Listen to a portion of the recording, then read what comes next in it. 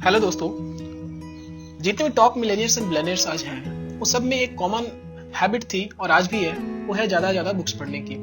और आप भी सक्सेसफुल पर्सन बनना चाहते हैं तो ये हैबिट आपको भी डेवलप करनी चाहिए।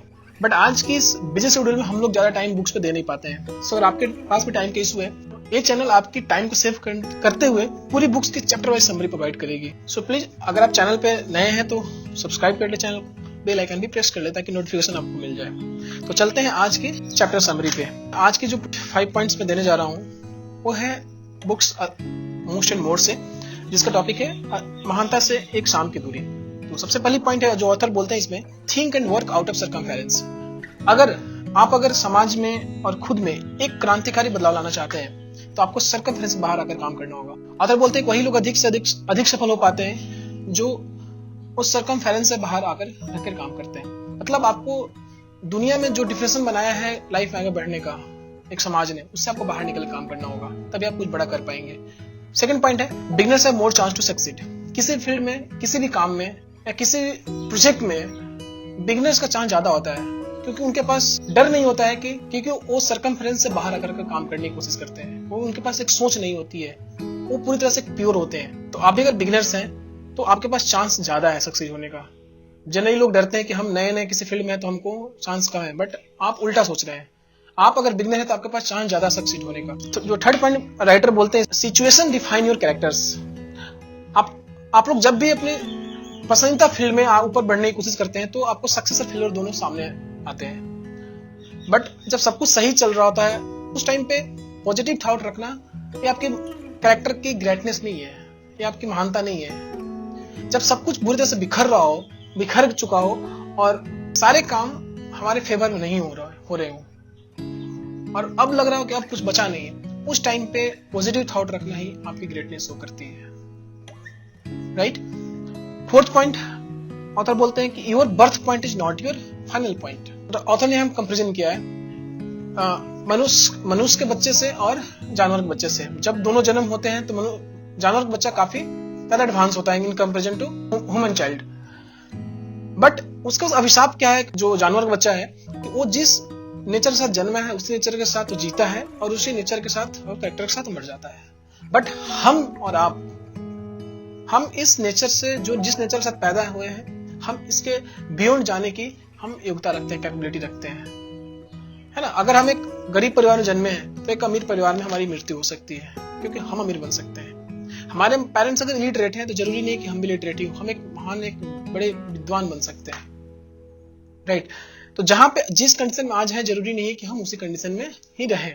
जो पांचवा पॉइंट राइटर बोलना चाहते हैं, बताते हैं इसमें, 3 types of peoples in term of greatness.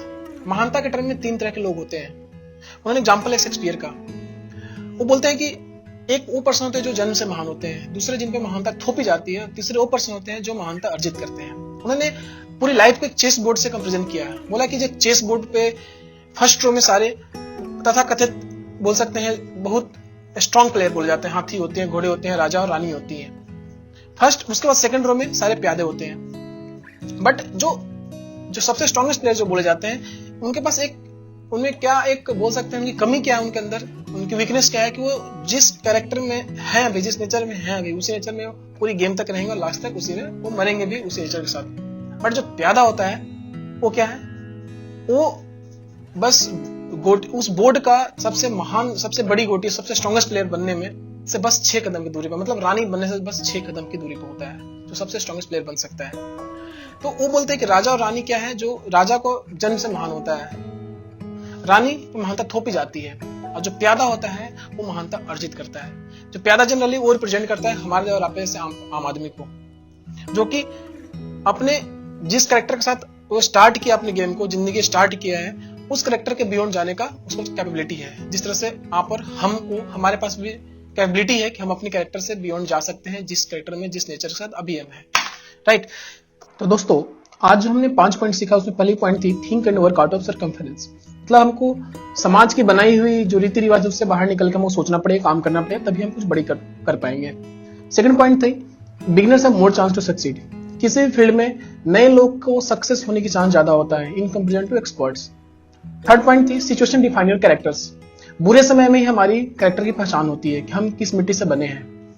चौथी पॉइंट हमने सीखा है, your birth point is not your final point. जिस कंडीशन में आप हो, आने वाले टाइम में भी आपकी कंडीशन वही रहने वाली नहीं है, क्योंकि हम मनुष्य अपनी काबिलियत से आगे जाने की योग्यता रखता है प्रेजेंट सिचुएशन से। पांचवा पॉइंट हमने सीखा है, 3 types of people in term of greatness. महानता के टर्म में 3 तरह के लोग होते हैं। पहले होते हैं जो जन्म से महान होते हैं, दूसरे जिन पर महानता थोपी जाती है, और तीसरे वो होते हैं जो महानता अर्जित करते हैं।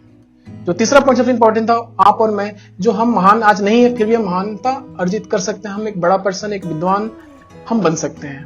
तो ये थी आज की 5 पॉइंट दोस्तों। अगर अच्छा लगा हो तो जरूर वीडियो को लाइक कर लीजिएगा, चैनल को सब्सक्राइब कर लीजिएगा, और अपने टीम को, अपने लोगों को, अपने दोस्तों को जरूर शेयर करें। Thank you.